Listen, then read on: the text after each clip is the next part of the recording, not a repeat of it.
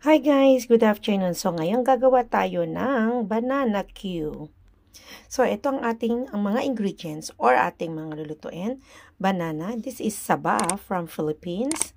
And then this is also brown sugar and oil. Ayan, langis. Hindi ko na ipakita yung pangalan guys. So ito na guys, ang ating saba na saging. Na-peel off ko na siya. Yan ang kalabasan na guys. Then, magpapakulo tayo ngayon ng oil. So, ito guys, sa palayok, naglagay na tayo ng langis or oil. Tinatawag nating mantika. So, pakuluin muna natin. So, we just wait for a few minutes. Okay, yan guys. So, makikita ko na, mainit na siya. So, ilagay na natin one by one ang ating saba. Yan. So, just put slowly. I-roll mo siyang ganyan. Be careful because it's hot. Yes. Ayan. Okay, tama. That is 5 pieces, guys.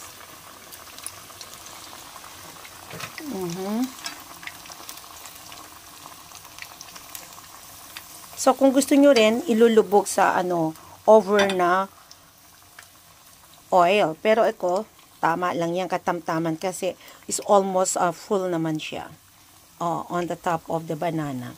So, ganyan guys. So, makita natin kung magbo-brownies na yan. Okay? And then, i-turn over natin.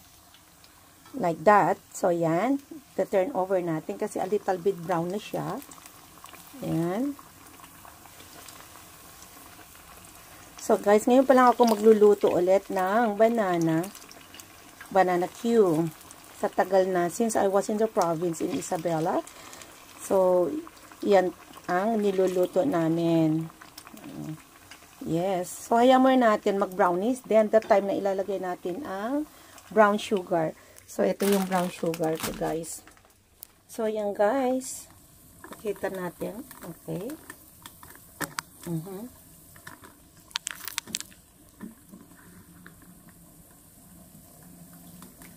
Brown na siya. Yan. So, i-turn natin siya. Yan.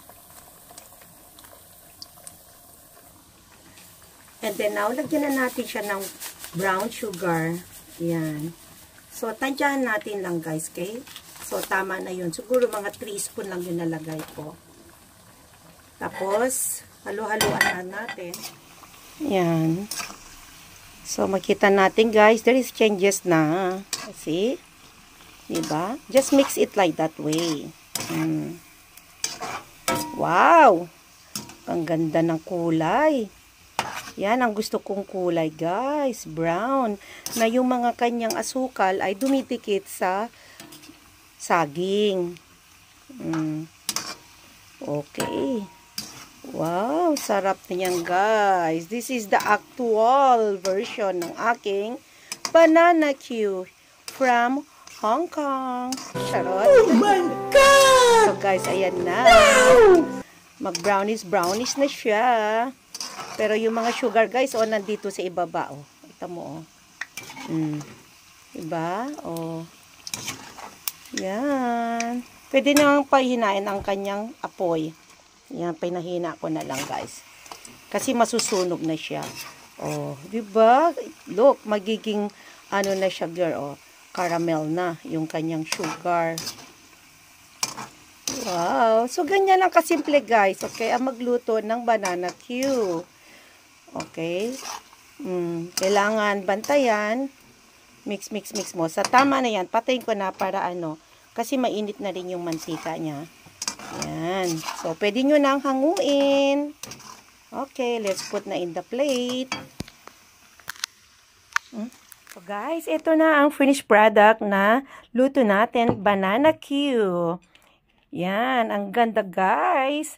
Ang sarap nito kasama ng kape. Yan. So, we eat na, guys. Tea time na tayo. Ito ang aking coffee and my banana Q. Okay, let's eat na. Okay, guys, ito na ang finished product ng aking banana Q with matching coffee. So, ang sarap nito, guys, kainin. Lalo sa panahon ngayon, malamig-lamig.